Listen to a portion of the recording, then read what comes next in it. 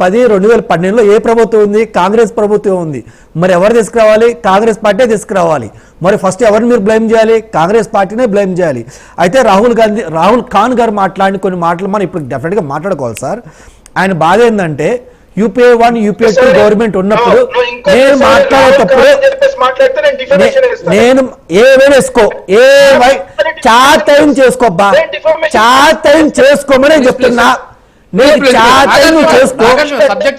Sir నేను మాట్లాడేటప్పుడు అతను మాట్లాడకూడదు సార్, నేను మాట్లాడకూడదు, నేను మాట్లాడేటప్పుడు అతను మాట్లాడకూడదు. సబ్జెక్ట్ మాట్లాడండి, సబ్జెక్ట్ మాట్లాడితే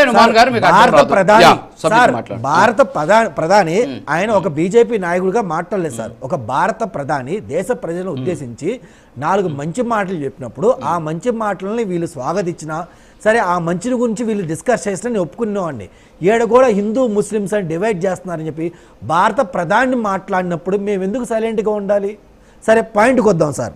రాహుల్ ఖాన్ గారే యూపీఏ 1 యూపీఏ 2 గవర్నమెంట్ ఉన్నప్పుడు పాపం సోనియా గాంధీ ఆయన మీ గాంధీ కావచ్చు సార్, మాకైతే కాదులేండి. సో యూపీఏ 1 యూపీఏ 2 ఉన్నప్పుడు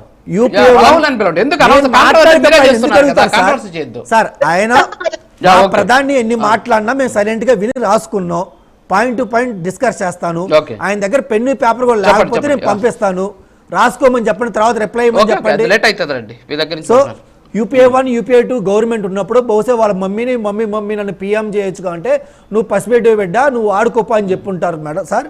అందుకని ఎప్పుడు ప్రధాని అవుదామా అన్నట్టు బహుశా ఆయన చూస్తున్నాడు అనుకుంటా. ఒక్కసారి చరిత్రలోకి వెళ్ళాలి సార్. ఎందుకంటే పార్టీలకి అతీతంగా ఒక్కొక్కసారి ఎమర్జెన్సీ సిచ్యువేషన్ వచ్చినప్పుడు కానీ, క్రైసిస్ వచ్చినప్పుడు కానీ దేశ ప్రధానులు జాతిని ఉద్దేశించి, ప్రజలను ఉద్దేశించి కొన్ని పిలుపులు ఇస్తారు సార్. ఆ పిలుపుల్లో భాగంగా మీరు కొన్ని మాటలు చెప్పారు, మా సోదరులు కూడా చెప్పారు. ఏమని?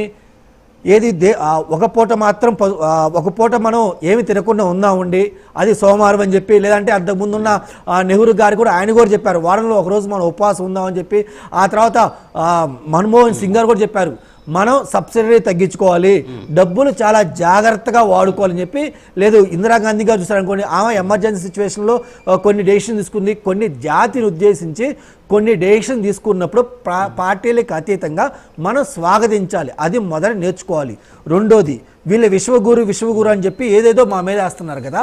60 సంవత్సరాలు మీ కాంగ్రెస్ ప్రభుత్వమే పరిపాలించింది. ఏ డెసిషన్ తీసుకున్నా కానీ మీ కాంగ్రెస్ యొక్క ప్రభుత్వం యొక్క మేజర్ ఫెయిల్యూర్ మీ దగ్గర ఉన్నాయి. మీ దగ్గర ఉన్నదాన్ని మమ్మల్ని అంటే అలా నరేంద్ర